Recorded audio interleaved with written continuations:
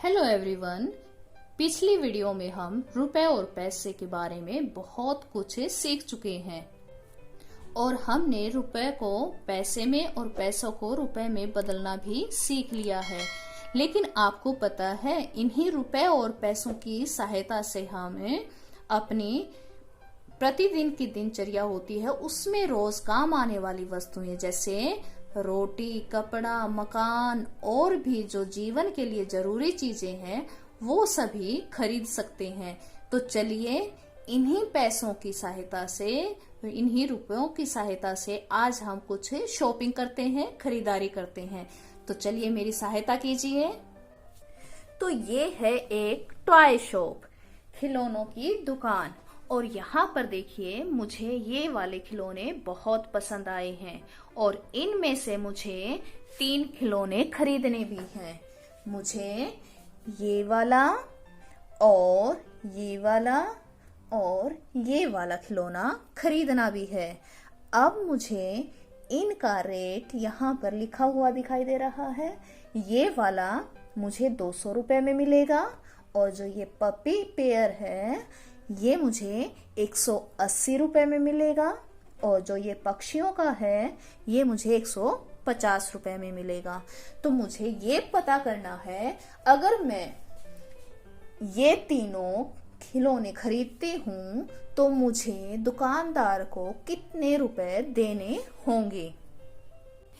ये देखिए, मैंने अपने तीनों खिलौने आगे रख लिए हैं और अलग अलग खिलौनों के लिए मैंने अलग अलग रुपए निकाल कर देखे हैं। ये मैंने 200 रुपए इसके लिए निकाले हैं और ये मैंने 180 रुपए, 100 रुपए, 50 रुपए, 20 रुपए और ये 10 रुपए, 180 रुपए मैंने इसके लिए निकाले हैं और ये 150 रुपए, 100 और 50 रुपए मैंने इसके लिए निकाले हैं। लेकिन मुझे तो इनका जोड़ चाहिए। तो चलिए इन सब को हम जोड़ कर देखते हैं कि कुल कितने रुपए हुए। 100, 200, पहले हम 100 के जोड़ते हैं। 300, 400, फिर 50, 450 और ये 50, 500, 520 और ये 530। ये मुझे दुकानदार को देने पड़ेंगे 530 रुपए। और उसके बाद मुझे ये 3 चीजें खरीदनी हैं, जो कि एक पेन है, उसकी कीमत है 3 रुपए 25 पैसे। एक स्केच पेन है जिसकी कीमत है 2 रुपए 50 पैसे और एक ये मार्कर है जिसकी कीमत है 4 रुपए 50 पैसे। तो मुझे दुकानदार को ये खरीदने के लिए कितने रुपए चाहिए। इसके लिए मैं कॉपी में लिख कर देखती हूँ कि मुझे कुल कितने रुपए चाहिए। और मैं पेन की कीमत पहले लिखती हूँ, पेन की कीमत, और इसको लिखते हैं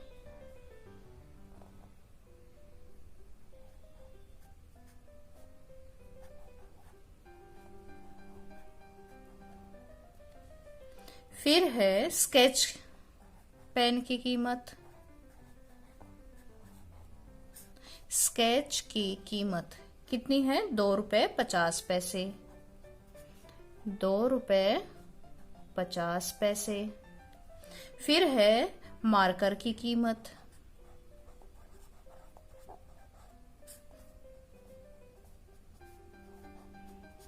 4 रुपए 50 पैसे। अब हमें सब की कुल कीमत निकालेंगे। तो कुल निकालने के लिए हम क्या करते हैं, सभी को जोड़ देंगे। जोड़ते हैं 5 जमा 0, 5 जमा 0, 5।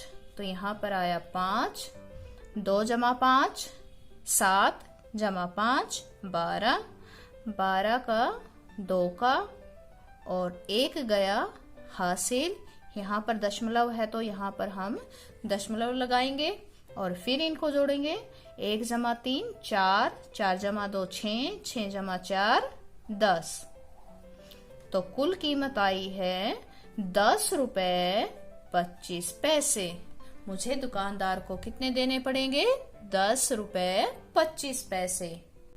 अब आगे देखिए, मैं दुकान पर गई और मैंने एक बिस्किट का पैकेट खरीदा जिसका मूल्य है, जिसकी कीमत है 15 रुपए।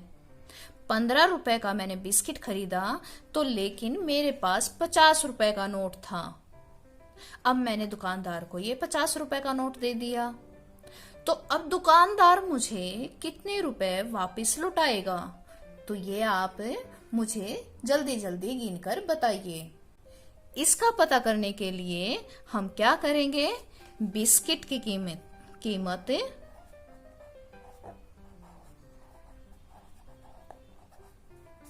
बिस्किट की कीमत है 15 रुपए। मैंने दिए उसको 50 रुपए।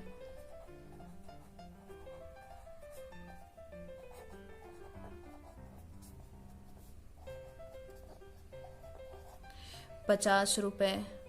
तो फिर दुकानदार कितने वापस देगा? दुकानदार वापस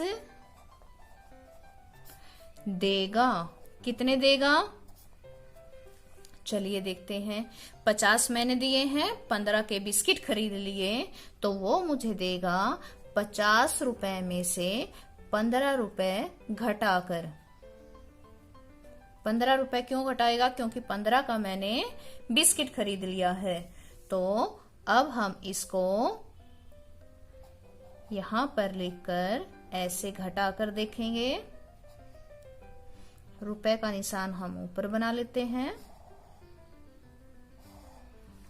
अब देखिए, अब यहाँ पर 0 है, 5 में 0 में से 5 नहीं जा सकता तो यहाँ से उधार लेंगे। यहाँ 4 रह गया और यहाँ पर 10, 10 में से 5 गए 5, 4 में से 1 गया 3।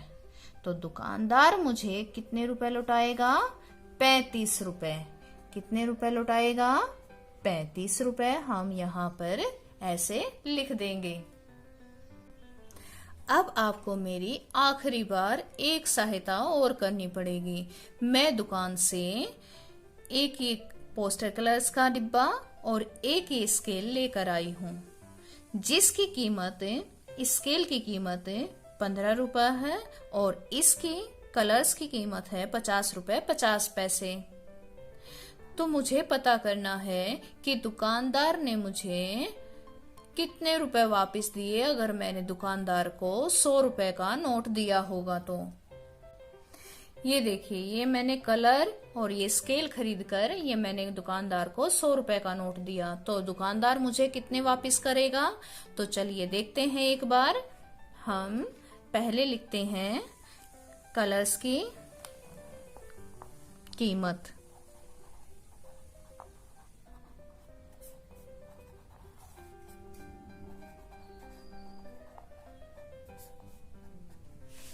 इसकी है 50 रुपए 50 पैसे। और फिर है ये स्केल खरीदा है मैंने, स्केल की कीमत है 15 रुपए।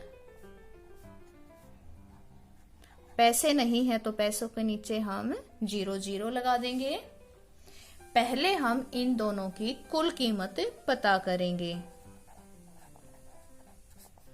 कुल कीमत पता करने के लिए हम क्या करेंगे? इन दोनों को जोड़ लेंगे। रुपए पैसे मैंने ऊपर लिख दिया है। इस तरह से लिखने के बाद हमें दशमलव लगाने की जरूरत नहीं पड़ती। चलिए जोड़ते हैं। 0 जमा 0 0, 5 जमा 0 5, 0 जमा 5 5, 5 जमा 1 6। तो मैंने यहाँ पर 65 रुपए 50 पैसे का सामान खरीद लिया। मैंने दुकानदार को दिया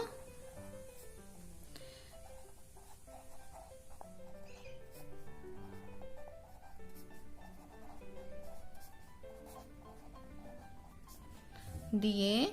इसी तरह से मैं ऊपर लिख लेती हूँ रुपए और पैसे। मैंने दुकानदार को 100 का नोट दिया और पैसों के नीचे 0 0। अब 65 रुपए 50 पैसे का मैंने सामान खरीद लिया। सामान खरीदा 65 रुपए 50 पैसे का। फिर दुकानदार मुझे वापस करेगा। दुकानदार ने दिए। दुकानदार ने दिए। दुकानदार ने मुझे वापस कितने दिए? 100 में से 65 रुपए 50 पैसे घटाकर उसने मुझे कितने लौटाए? चलिए देखते हैं। 0 में से 0 गई 0। 0 में से 5 नहीं घटा सकते तो ये 0 इससे उधार मांगती है। यहाँ भी 0 है, यहाँ भी 0 है, तो ये मांगती है इससे। यहाँ हो गई 0 और यहाँ हो गए 10। फिर इस 0 ने इससे उधार मांगा, यहाँ हो गए 9 और ये हो गया 10। फिर इस 0 ने इससे उधार मांग लिया तो यहाँ हो गए 9 और यहाँ हो गए 10।